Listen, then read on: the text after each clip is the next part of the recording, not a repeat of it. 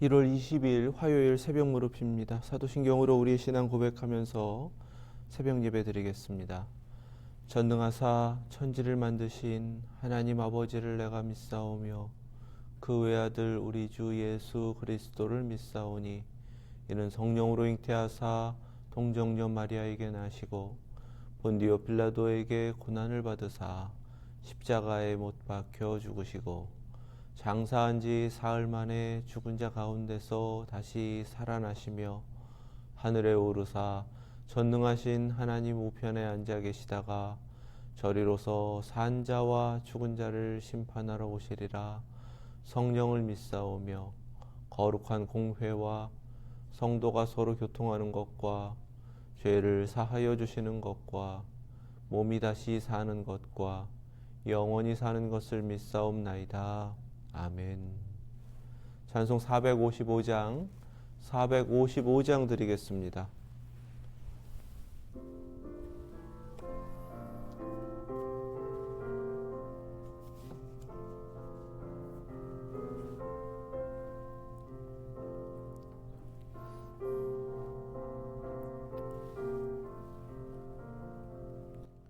주님의 마음을 본받는 자, 그 맘에 평강이 찾아옴은 험악한 세상을 이길 힘이 하늘로부터 임함이로다. 주님의 마음 본받아 살면서 그 거룩하심 나도 이루리. 주 모습 내 눈에 안 보이며 그 음성 내 귀에 안 들려도 내 영혼 날마다 주를 만나 신령한 말씀 늘 배우도다. 주님의 마음 본받아 살면서 그 거룩하심 나도 이루리. 가는 길 거칠고 험하여도 내 맘에 불평이 없어짐은 십자가 고난을 이겨내신 주님의 마음 본받음이라. 주님의 마음 본받아 살면서 그 거룩하심 나도 이루리. 주 예수 세상에 다시 오실 그날엔 무성도 변화하여 주님의 빛나는 그 영상을 다 함께 보며 주 찬양하리. 주님의 마음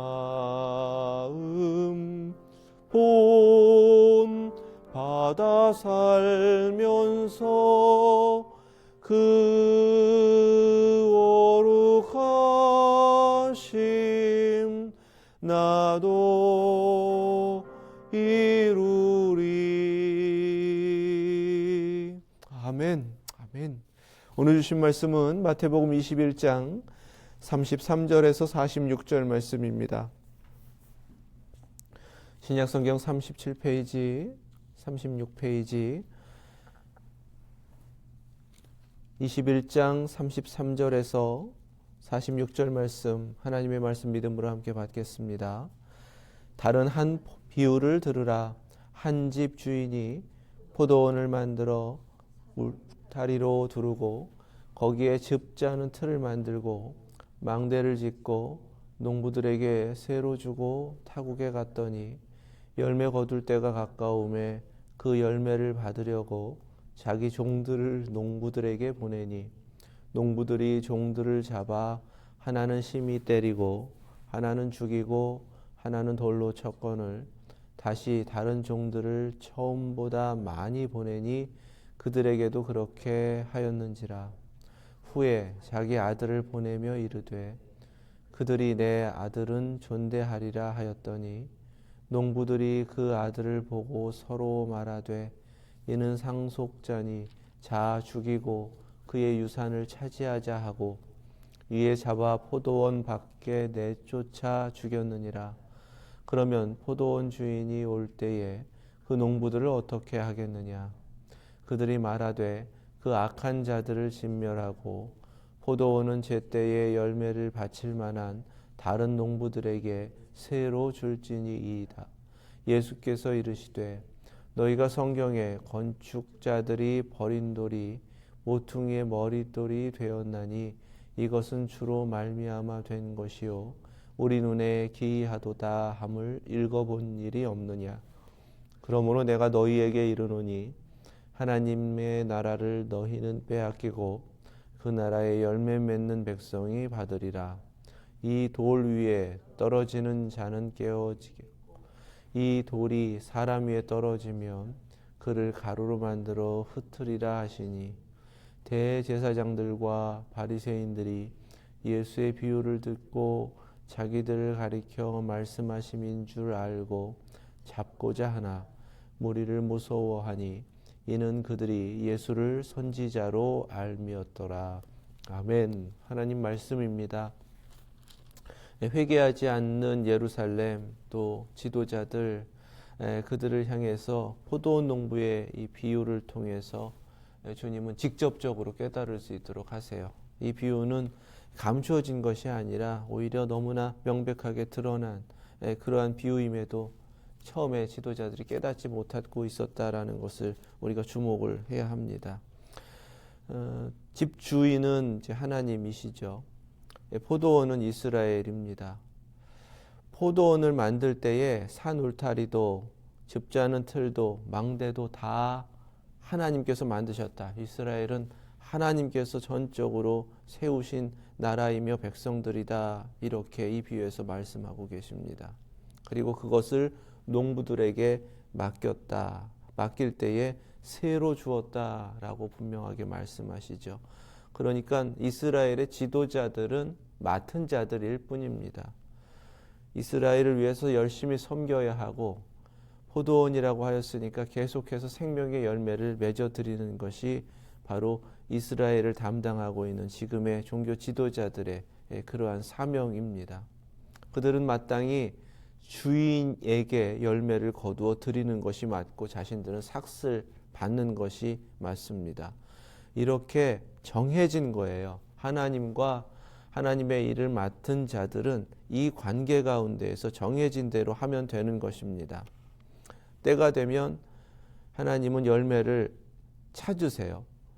그런데 이 열매를 받으려고 종들을 보냈습니다. 여기서 종들은 선지자들입니다.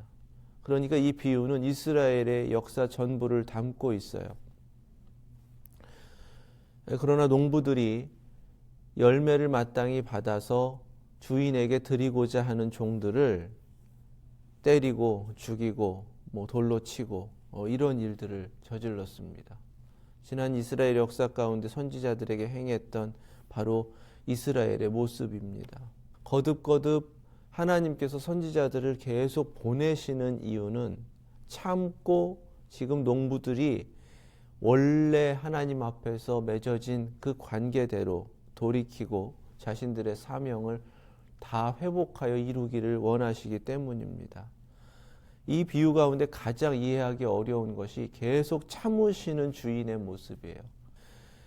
모든 능력을 가지고 계신 주인이심에도 불구하고 계속 지금 참고 계신다라는 것입니다. 어디까지 참으시는가? 이제는 아들을 보내세요. 아들을 보내시면서 어떤 기대를 가지셨냐면 내 아들은 존대하리라 해요. 이제껏 종들을 죽이는 그 악한 농부들을 바라보시면서 그래도 내 아들은 존대할 것이다 라고 기대하셨다는 것입니다. 그런데 이 기대는 처참하게 무너졌어요. 농부들은 그 아들을 보고 전혀 다른 생각을 하고 있었습니다. 왜 종들을 그렇게 잡아 죽였는가? 그 이유도 38절에서 분명하게 밝히고 있습니다. 아들을 죽이자는 겁니다. 그리고 아들이 받을 유산을 자신들이 차지하겠다는 거예요. 그러니까 이제껏 종들을 잡아 죽인 것도 자신들은 맡았을 뿐인데 이 포도원이 자기 것이라고 여겼다는 겁니다. 이스라엘이 어떻게 그렇게 패역할 수 있는가? 하나님께 등을 돌리고 반역할 수 있는가?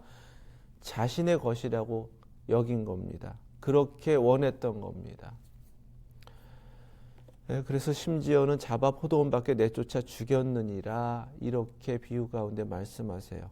포도원 밖이니까 예루살렘 영문 밖으로 끌려가서 십자가에 달려 죽으실 일을 이 비유를 통해서 미리 예고하시는 것입니다. 이제 며칠 뒤에 이루어질 일입니다.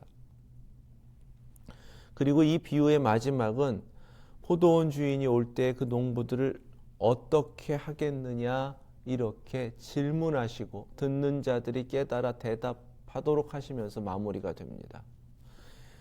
이 비유에서 가장 중요한 이 40절 말씀이 똑같이 우리에게 주어지고 있다는 것을 깨닫지 못하면 이 비유의 말씀은 또 남 얘기하는 겁니다. 이 얘기를 들은 사람들이 깨닫지 못했어요. 그러니까 뭐라 그러냐면 악한 자들을 진멸하고 포도원은 제때 열매를 바칠 만한 다른 농부들에게 새로 줄지니이다 하면서 아주 정확한 대답을 합니다. 이것이 사람들의 문제이죠.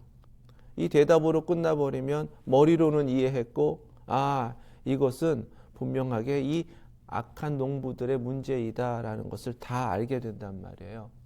그런데 예수님이 말씀하실 때는 지금 듣고 있는 너희들이 악한 농부야. 너희들 때문에 이스라엘 전부가 악한 농부가 되었어. 이렇게 말씀을 하시는 거거든요. 그 이스라엘의 역사 전부와 현재에도 달라지지 않는 모습을 말씀하고 계시는데도 처음엔 깨닫지 못했습니다. 예수님이 다시 말씀하시는 것이 42절 말씀이에요. 성경에 라고 하시며 그들의 영적 무지를 지적하시죠. 건축자들이 버린 돌이 모퉁이의 머릿돌이 되었다. 이것은 포도원 밖으로 끌고 가서 내쫓아 죽인 아들을 의미합니다. 하지만 그 아들은 그렇게 영문 밖에서 죽으실 것이지만 다시 살아나실 것을 이 말씀을 다시금 재해석하여 우리에게 알게 하시는 거예요. 모퉁이의 머릿돌이 되었다 이렇게 말씀하십니다. 이것도 주로 말미암아 된 것이요 우리 눈에 기이하도다. 이 모든 것이 주인에 의해서 하나님께서 이루어 가시는 일이고 그래서 아들도 그냥 주인이 보내시는 대로 아버지가 보내시는 대로 보냄을 받은 것이고 이 모든 일들을 겪을 것이지만 끝내는 처음 포도원을 세우실 때 만드실 때 주인의 일이 다시금 아들을 통해서 이루어진다라는 거예요. 새롭게 세워지는 새 이스라엘 바로 교회를 말씀하시는 것이다 라고 우리가 깨닫게 됩니다. 그 다음 43절 말씀에 내가 너희에게 이르노니 하면서 이 비유를 듣고도 깨닫지 못하고 이 말씀을 들었음에도 깨닫지 못하는 이들을 향해서 직접적으로 말씀하십니다. 하나님의 나라를 너희는 빼앗기고 이스라엘이라고 비유하셨던 이 포도원을 하나님의 나라 이렇게 다시금 바꿔서 깨닫게 하시는 거예요. 그 나라의 열매 맺는 백성이 받으리라. 아멘. 이제 43절 말씀 우리가 깨달아야 됩니다. 이스라엘은 먼저 하나님께 은혜를 받아서 이 포도원을 맡은 자가 되었습니다. 이 포도원은 이 땅에선 이스라엘이지만 하나님께서 하나님의 나라를 완성하시기 위하여 택함받은 백성들에게 세우신 나라입니다. 택함받은 백성들이기도 합니다. 그런데 이제 빼앗긴다라고 하셨어요. 새를 제때에 낼 바로 새로운 농부들에게 줄 텐데 그 다른 농부들을 누구라고 하셨냐면 그 나라의 열매 맺는 백성이 받으리라 하셨습니다. 이게 교회에게 분명하게 주시는 말씀이에요. 오늘 우리에게 주시는 말씀이에요. 그러면 우리는 어떤 자가 되어야 되냐 하면 하나님 나라를 허락받았는데 하나님 나라의 열매를 맺고 있어야 된다는 거예요. 하나님 나라의 백성은 하나님 나라의 열매를 맺는 백성이다라고 하셨다는 겁니다. 그리고 44절 말씀에 주인이 와서 진멸한다라는 것을 이렇게 분명하게 주님이 예고하시는 겁니다. 돌 위에 떨어지는 자는 깨지겠고 이 돌이 사람 위에 떨어지면 그를 가루로 만들어 흩으리라 하시니 결국 마지막 다시 오셔서 이루실 심판을 이렇게 경고하고 계시는 거예요.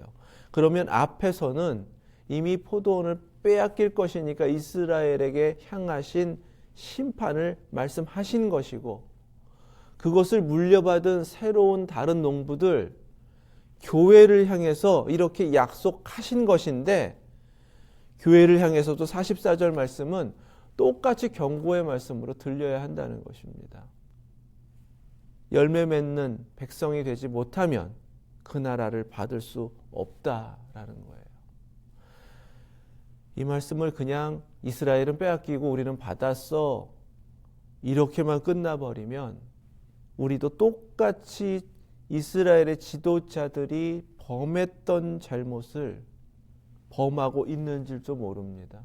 그리고 우리도 똑같이 말씀을 계속 들으면서도 깨닫지 못하고 있을 수 있다라는 거예요.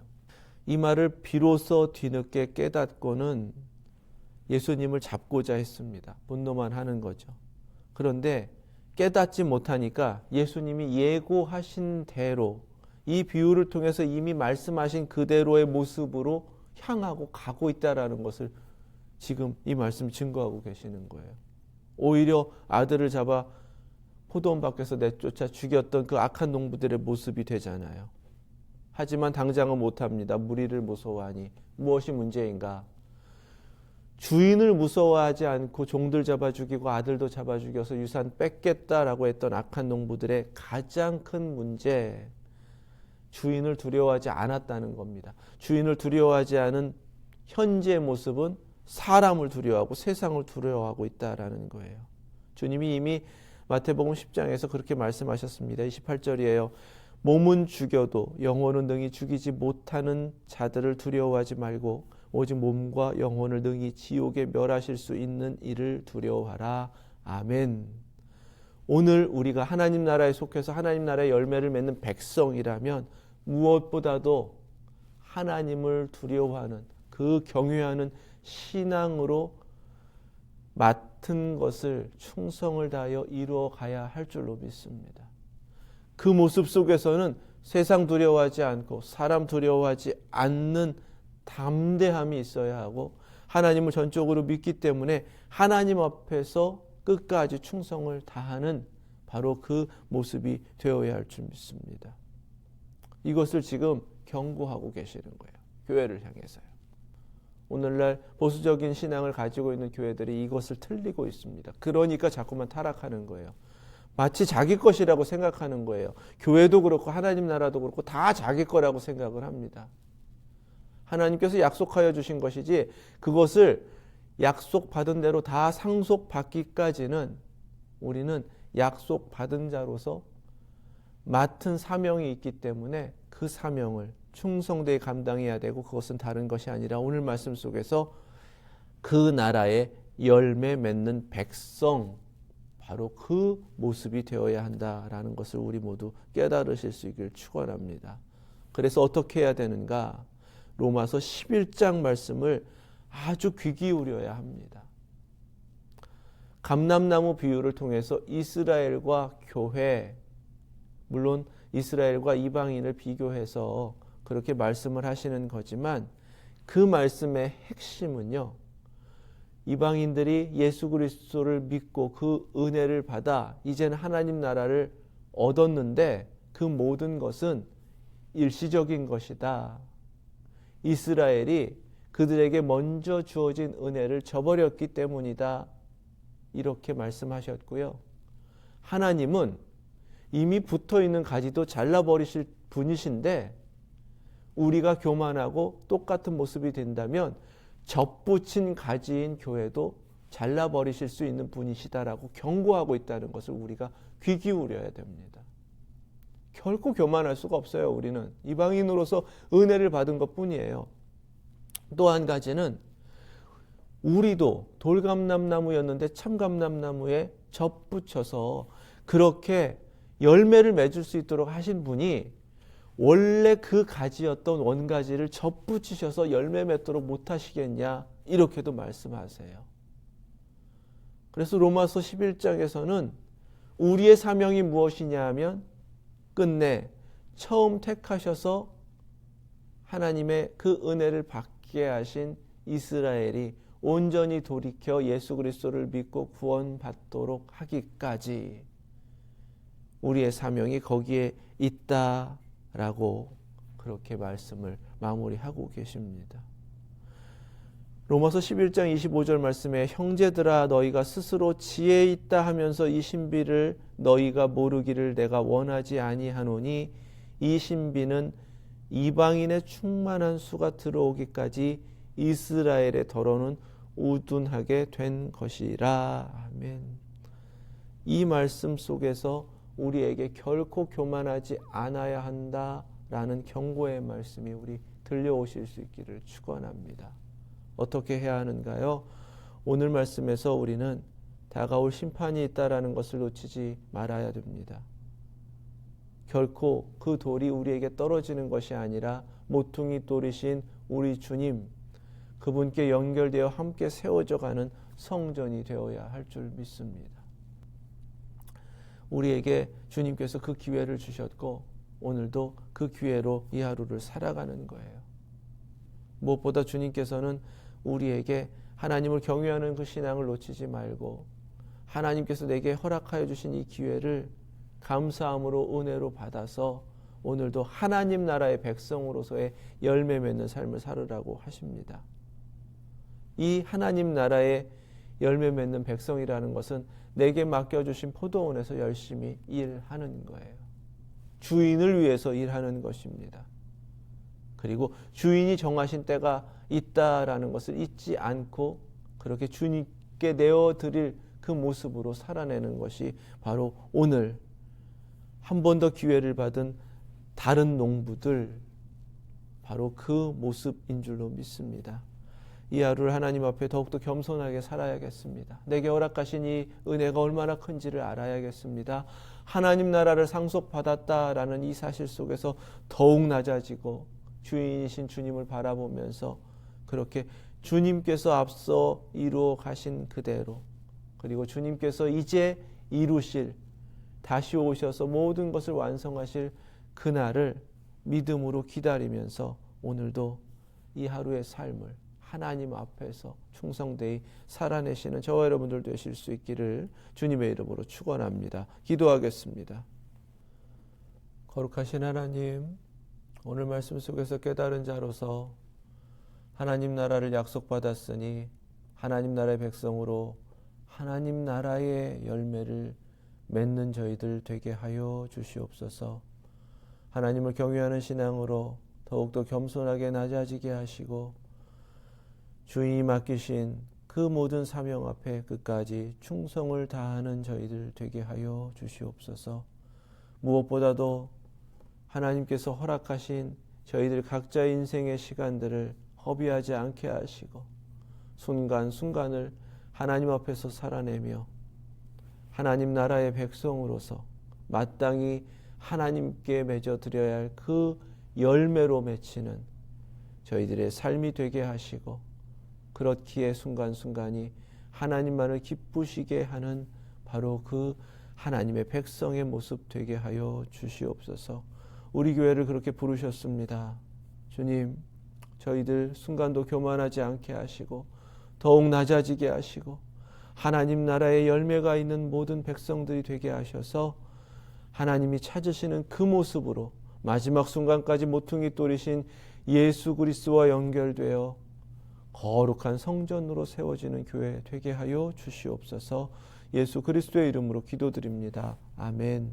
하늘에 계신 우리 아버지, 이름이 거룩히 여김을 받으시오며 나라 임하옵시며 뜻이 하늘에서 이룬 것 같이 땅에서도 이루어지이다.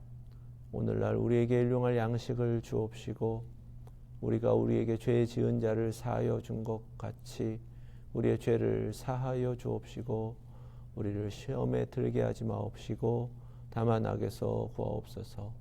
나라와 권세와 영광이 아버지께 영원히 있사옵나이다. 아멘.